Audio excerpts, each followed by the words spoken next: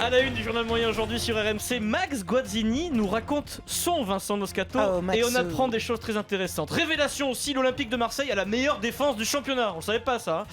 Et puis, est-ce que vous aimez le sexe ? Est-ce que vous êtes coquin dans la vie ? Ah bon ? Oui ? C'est pour ça quand même. C'est pas notre Il y aura genre. une petite Ça page- n'est pas notre genre. Petite page coquine dans le journal moyen, si vous êtes sage. Vous êtes prêts ? Vous écoutez RMC ? C'est le 154e journal moyen de l'histoire du Super Moscato Show. En direct de la rédaction du Super Moscato Show, c'est le journal moyen d'Adrien Egoin. Christophe Dugarry, bravo Christophe qui bat des records d'audience sur RMC entre 18h et 20h dans Team Dugas. Je crois connaître son secret, Vincent, le secret de son succès. Christophe Dugarry est ton frère, Vincent. Oui, vous êtes de la même famille et c'est pour ça qu'il cartonne à la radio. Et hier soir, 18h32, il s'exprime sur la patience, la patience de Karim Benzema. Il y a eu 2-3 actions où tu te dis Benzema, c'est un moine Shaolin le type, il garde son sang-froid. Vous êtes seulement deux au monde à connaître ce moine Shaolin, c'est Vincent Moscato et Christophe Dugarry. Les G à la place des N, c'est ça aussi à l'école, ce jour-là vous n'étiez pas là. Les N et les G. Et puis un autre frère de Vincent qui vient du Sud, le consultant de beIN Sport, Daniel Bravo. Daniel, comment s'appelle l'équipe qui affronte Monaco ? Parce qu'on sent que cette équipe de Dortmund... Eh oui, Dortmund, OUN à la fin, c'est ça l'école du Sud, c'est le triangle des Bermudas, Vincent. Et puis à quoi reconnaît-on un journaliste sportif qui dans sa carrière a croqué à peu près sur 50 chaînes, qui a pas arrêté de changer de chaîne et qui a croqué un peu partout. Un exemple concret, Christophe Josse, hier pendant le match de Monaco sur beIN Sport 1, il nous présente le dispositif sur l'ensemble des chaînes du groupe beIN Sport. En attendant de savoir qui de la Juve ou du Barça sera le dernier demi-finaliste, le quatrième. Pour le savoir, ça se passe sur Eurosport 2. Alors moi j'ai zappé sur Eurosport 2, il y avait un concours de billard, Christophe Josse. Personnellement sur Eurosport 2, il n'y avait pas de Ligue des Champions. Oui, avec Eric, c'était Eurosport 2, oui, il y a toujours du billard. À force de croquer, Christophe, il confond. Fléchettes aussi. Ah, les fléchettes, ça c'est quand même des... fléchettes. Ça faut se lanquiller. On t'oblige à regarder un concours de fléchettes pendant 1h30, c'est rude. Bah ouais, mais ça marche en plus. Et le billard, ça marche. Pas loin non plus, vas-y. Profitons de l'absence d'Éric Dimeco, des nouvelles, messieurs, dames, du Champions Project. Allons, droite, au bout. Droite, au bout. Il va falloir mettre des sous. Eh oui, l'entraîneur du Champions Project, Rudy Garcia, a récidivé, Vincent, hier en conférence de presse au micro de Florent Germain. L'Olympique de Marseille est la 7e défense de Ligue 1. Ils ont encaissé beaucoup de buts, 38 en 33 journées. Mais pour Rudy Garcia, l'OM est la meilleure défense de France. Alors soit il est dans le déni, soit il nous prend un peu pour des idiots, Vincent. En tout cas, il a une explication scientifique. Effectivement, on ne fait pas partie des meilleures défenses. Mais si on enlève les matchs où on a chargé, on est peut-être la meilleure défense de France. Oui, c'est mathématique. Il a récidivé. C'est un jeu, non ? Non, c'est pas un jeu, il le dit très sérieusement. Non, c'est un jeu. Mais non, c'est un jeu. Si on enlève les matchs où on a chargé, on est les meilleurs. Dans ma carrière, si j'enlève tous les matchs que j'ai perdus, j'ai fait que gagner.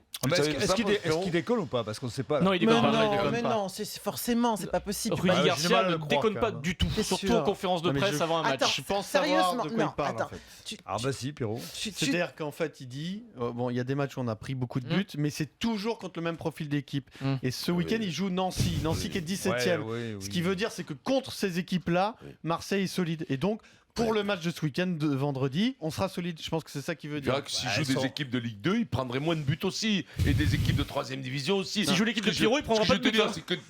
Peut-être sur une fulgurance, on sait jamais. Du 1 au 20, si tu fais partie d'un championnat, ben tu fais la moyenne, est-ce que tu as pris des buts ou non ? Peu importe le client qui est en face.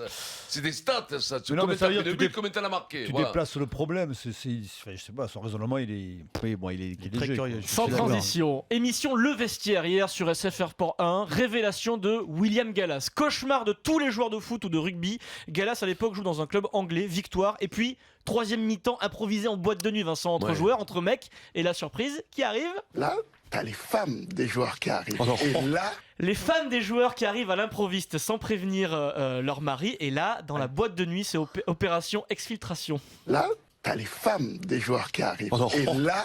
Je peux te dire, les femmes des joueurs. Quand tu voyais les femmes arriver, là t'avais des joueurs, tu sais, qui avaient le verre à la main. Dès si c'est que le verre, ça va. Femmes, ils lâchaient le verre et là, ça se touchait. Et là, on monte Rambo. Et ils sortaient par la porte de derrière. Les joueurs rampaient comme Rambo pour sortir par la porte de derrière et pour dire à leur femme je suis pas là en fait, je m'échappe. Voilà. Alors il a joué Gallas, il a pas voulu donner le nom du club, il a joué à Chelsea, Arsenal et Tottenham. Il joue en Angleterre tout le temps. Ouais. Marseille et puis après Marseille après en Angleterre. Ça vous donne des frissons ça un peu ou pas? Ça vous rappelle des scènes vécues? Ils étaient gelés là en écoutant ça. On avait l'impression, Vincent surtout, je sais pas ce qui s'est passé. La boîte de nuit ça me fait rire parce que ça m'a rappelé Giroud quand il allait en boîte de nuit. Il mettait une musique et qui prévenait de l'arrivée de Giroud. Ah, c'était un code. C'était un code, ils s'en allaient tous les joueurs. Et lui il venait surveiller les joueurs. C'est énorme. Bon, après ils ont mis un filtre, il fallait payer l'entrée. Donc là Giroud rentrait plus. Il est plus venu. Tu vois, au bout d'un moment ils ont dit faites payer même en semaine, vous faites payer l'entrée comme ça évitera que Giroud vienne. Vous êtes prêts? Minute coquine. Scène incroyable pendant un match de tennis professionnel. Nous sommes en Floride, c'est l'Open de Sarasota, le match professionnel, Vincent. Le match oppose Mitchell Krueger, 182e mondial, et Frances Tiafoe, 87e joueur mondial. Deuxième set, le match est perturbé par des cris qui ne viennent pas du tout de spectateurs dans le stade. Tendez très bien l'oreille, tendez l'oreille.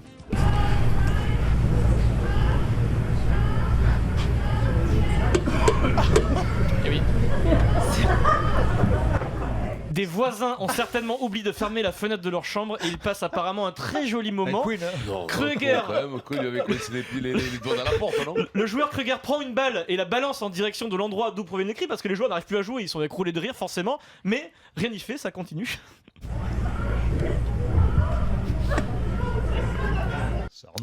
Et là le joueur qui s'appelle Tiafoe, le joueur est jaloux carrément, il en a marre et il craque. Ça peut pas être aussi bon que ça, c'est pas possible. Il est jaloux le joueur, il dit c'est pas possible. Ils n'ont toujours pas trouvé les coupables. Non, si, c'est dingue. Je crois que Denis Charvet était en vacances à Miami la semaine dernière. Bravo, félicitations, parce que là pour les faire couiner comme ça, moi je suis obligé.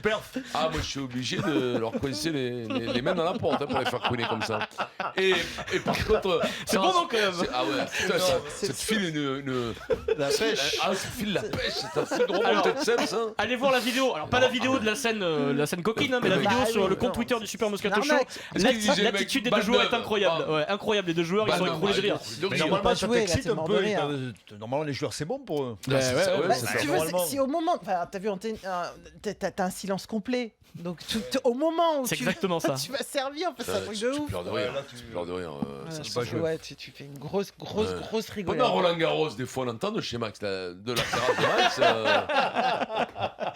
Tiens, minute cocotte, allez. 9-9, cocotte, poule, ça va. Ces joueurs étrangers qui ont été étrangers parlent quasi parfaitement le français. Leonardo Jardim, entraîneur portugais de Monaco, s'est exprimé après la magnifique qualif hier face à Dortmund. Qui se sent de traduire? Vincent, tu te lances? Ouais, allez, Jardim, c'est pour toi aujourd'hui parce que Pierre est trop bon. C'est facile, je t'ai chopé un passage facile, Vincent. Dans cet extrait en plus, il parle de la gestion pour ses joueurs de la fin de saison. On va essayer de jouer aux limites les deux compétitions. Peut-être la coupe, c'est un troisième choix, mais les autres deux compétitions, on va essayer de jouer nos limites. Vincent, traduction là, vous décollez ou quoi? On va essayer de jouer les deux compétitions, on verra bien. Pas la troisième, la coupe. Voilà. On va essayer de jouer nos limites, les deux compétitions, championnat Ligue des Champions et la Coupe de France. On la passe à la trappe. Ouais, voilà. Ils vont s'engager dans deux compétitions, ils vont jouer à fond les deux. Et puis voilà. Très bien. Ils viendront gagner au PSG. Voilà. Allez, pour conclure. C'est vrai, le mec qui dit. L'instant Max. Je crois que là, il y a des problèmes. Il faut aller voir un psy, quoi. Ton ancien président, Vincent, Max Guazzini, continue en ce moment d'assurer la promotion de son livre, qui marche très bien, on l'a reçu pour ça. Il répond à une interview pour le site Google. Question Max qui arrive, est-ce que vous pouvez nous dire un petit mot sur votre ancien capitaine, Vincent Moscato? Écoutez, c'est très intéressant. Vincent Moscato est très très connu. Ça a été un capitaine du Stade français en 98.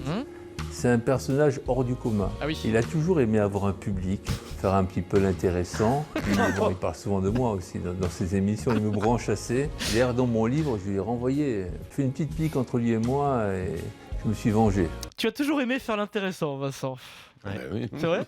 Le pitre, on va dire. Oui, bien sûr, j'ai toujours aimé les spectacles, bien entendu. J'ai toujours aimé. Depuis que petit. Voilà, ouais. C'est vrai que t'as jamais été très discret dans la vie. Mais c'est pas une question de discrétion, c'est que depuis que t'es gamin, j'ai toujours aimé avoir.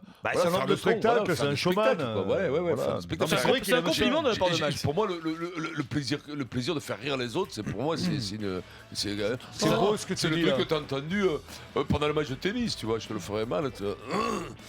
Ah ouais, tu fais très mal.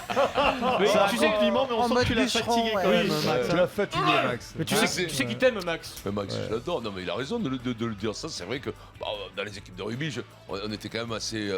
On rigolait.